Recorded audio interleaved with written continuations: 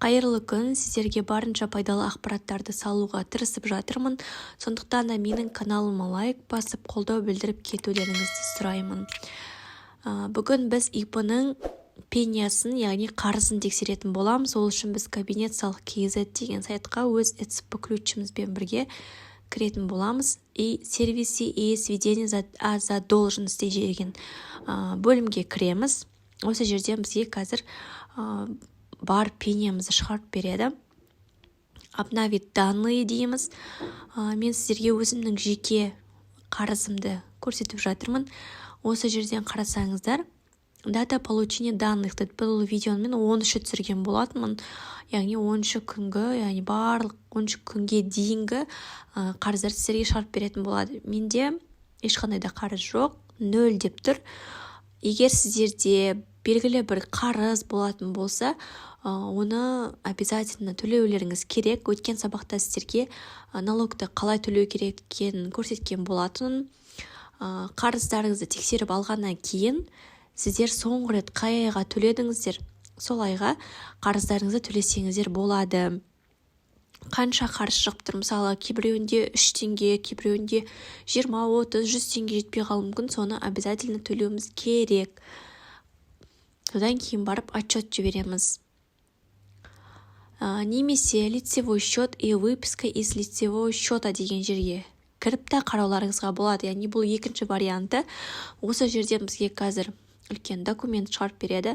Забросить данные дейміз. Басамыз. Баспас бұрын мына жерде вперед деген тұр. Яғни біз қай айдан бастап қарағымыз келіп тұр. Сол айдан бастап қараймыз. Обновить страницу дейміз. И астында бізге файл шығады. Осы жерден скачать файл Explorer деген, яғни интернетпен қарайым деген. Соны бассаңыздар болады. Осы жерден не қараңыздар, маған шығарып берді. Именно пения деген бөлімді қараймыз. Мына жерде налога, пения деп тұр ғой. Осы жерден пения деген бөлімді ғана қарап шығамыз. Если сізде қарыз болмаса, ешқандай жерге ақша төлемейсіз.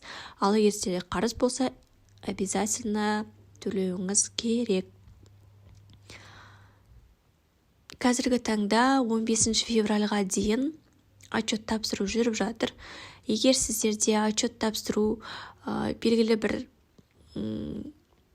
қиындық тудырып жатырса, немесе тапсыра алмай жатырсаңыздар, маған инстаграмға Аружан дегенге жазсаңыздар болады. Менде өте қолжетімді бағада, нулевой отчет 2,5 теңге, доходовый отчет 4,5 теңге, және де ИП жабу 6,000 теңге. Сіздерге үшінші вариантын ұсынып жатырмын. Мына жерде